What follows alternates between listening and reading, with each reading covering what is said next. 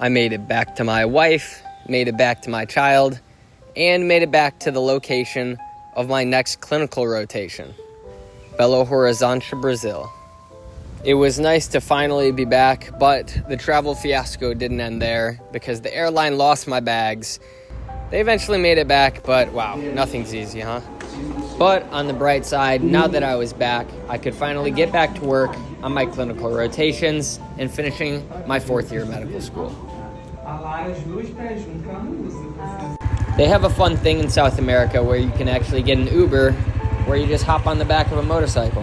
And that's how I got to and from work every day. It was only like $1. Pretty sick.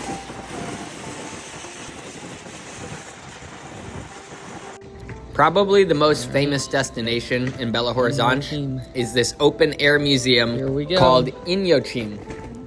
Or at least that's how I think to pronounce it. As mentioned, it's a sprawling open-air museum, mostly centered around different types of art pieces. Kind of not your typical art that you think of, but the grounds are really beautiful, very well manicured, pretty lakes like this, a lot of interesting flowers and vegetation. Since it is open air and since it is so large, the main mode of transportation is actually these little golf carts that you can hop on and off at different little mini bus stations around the entire park. You really can't hope to accomplish it all in one day, but we tried to see as much as we could. Honest review, it has some pretty cool spots, but in general, I don't know, it's just a little weird. Maybe I just don't appreciate modern art well enough. I'm not cultured, whatever you want to call it, but like, what is going on? I have no idea.